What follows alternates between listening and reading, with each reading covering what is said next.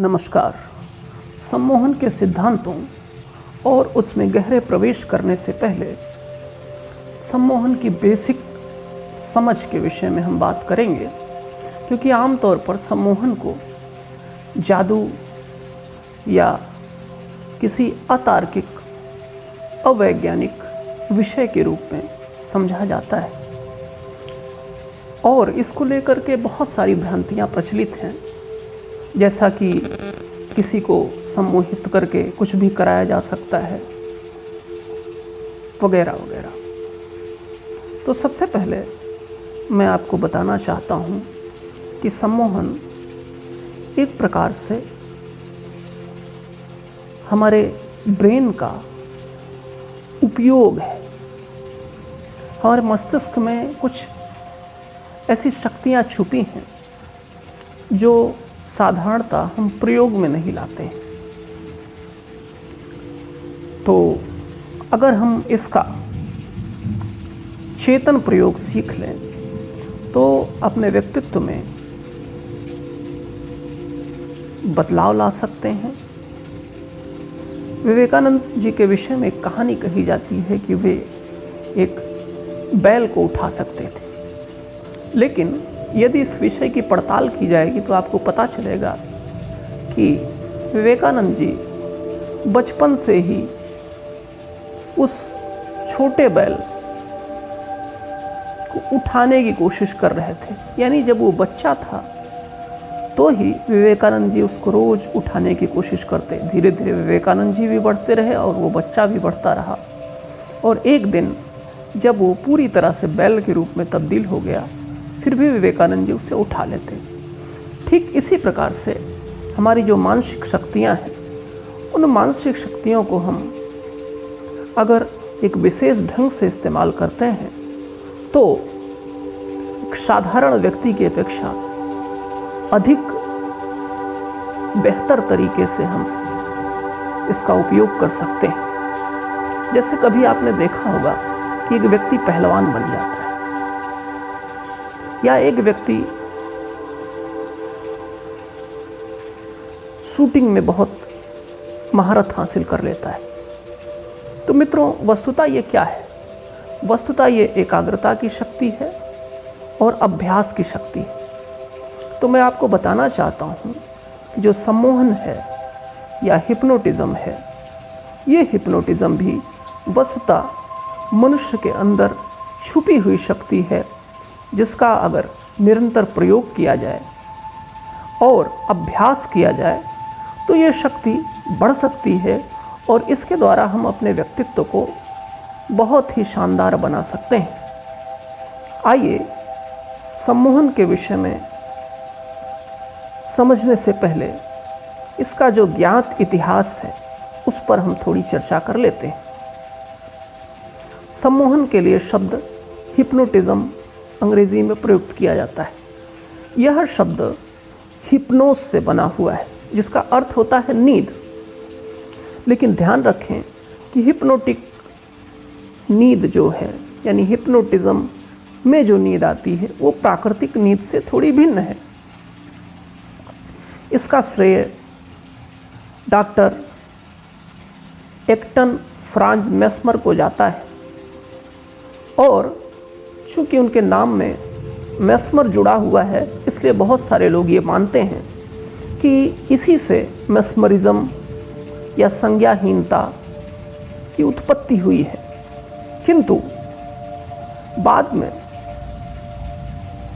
ऐसा समझा जाता रहा कि जो मेस्मर है, ये मेस्मर शब्द की उत्पत्ति मेमोरी से हुई है, और इस विषय में डॉक्टर जॉनसन तर्कयुक्त बात कहते हुए मालूम पड़ते हैं।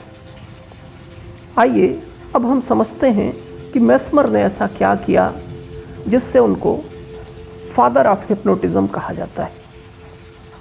मेस्मर एक जर्मन चिकित्सक थे, जिन्होंने अपने प्रयोगों द्वारा ये अनुभव किया कि प्रत्येक प्राणी के भीतर एक मैग्नेटिक पावर छुपी हुई है, एक चुंबकीय शक्ति प्रत्येक व्यक्ति में निहित है। जैसा अभी मैं आपको अगर बताऊं तो आप अपने दोनों हाथों को थोड़ा दूर दूर करें और सारी उंगलियों को एक साथ सटा लें और फिर इन उंगलियों को पास ले आएं और थोड़ी दूरी पर इन उंगलियों को रखें और अब धीरे धीरे बहुत आहिस्ता आहिस्ता उंगलियों को एक दूसरे से स्पर्श कराने की कोशिश करें तो आपको एक चुंबकीय शक्ति का एहसास होगा। इसको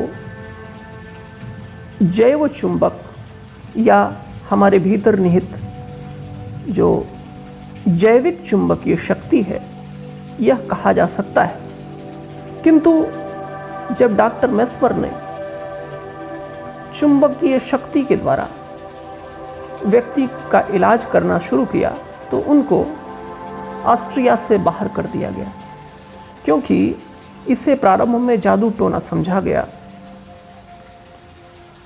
फिर डॉक्टर मेस्मर फ्रांस चले गए, जहां उनकी मदद मैरी एनोनाइट नामक एक महिला ने की और धीरे धीरे उनकी प्रसिद्धि इतनी बढ़ गई कि लुईस 16 तथा उनके परिवार से जुड़े हुए लोगों के अलावा फ्रांस के बहुत सारे गणमान्य व्यक्ति उनके शिष्य हो गए।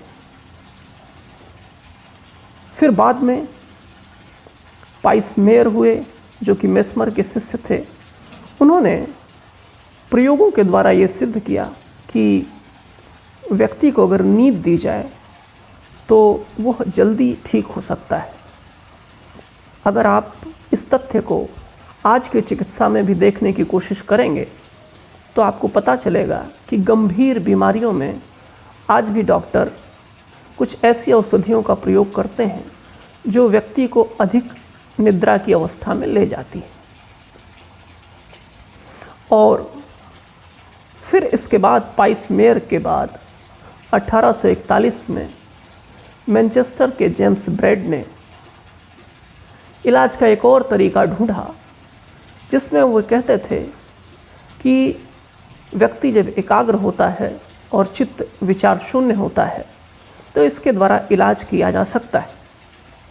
तो मित्रों, ये कुछ पाश्चात्य जगत में सम्मोहन को लेकर के जो धारणाएं पैदा हुई उसका एक इतिहास संक्षेप रूप में मैंने आपके सामने रखा है।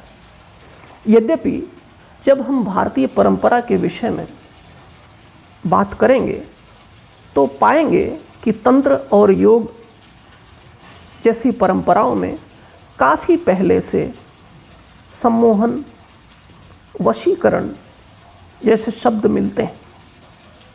तंत्र की 6 क्रियाओं में एक क्रिया वशीकरण भी है और एक क्रिया मोहन है। और मस्तिष्क को कैसे एकाग्र किया जाए, इसके लिए योग दर्शन में धारणा और ध्यान की विधियां मिलती हैं। और पौराणिक कथाओं तथा महाकाव्यों में बहुत सारे ऐसे पात्र आपको मिलेंगे जो सम्मोहन के द्वारा कुछ असाधारण कार्य करते हुए दिखाई पड़ेंगे। तो इस तरह से मैंने आपके सामने सम्मोहन का एक संक्षिप्त सा इतिहास और भारतीय परंपरा से उसके संबंध के विषय में कुछ बातें रखी हैं। इस पूरे वीडियो को आपने ध्यान से सुना, आपका बहुत बहुत आभार। यदि आपके कोई प्रश्न इस विषय पर हों तो हमारे सामने रखेंगे ताकि हम उसको अधिक से अधिक क्लियर कर सकें। धन्यवाद।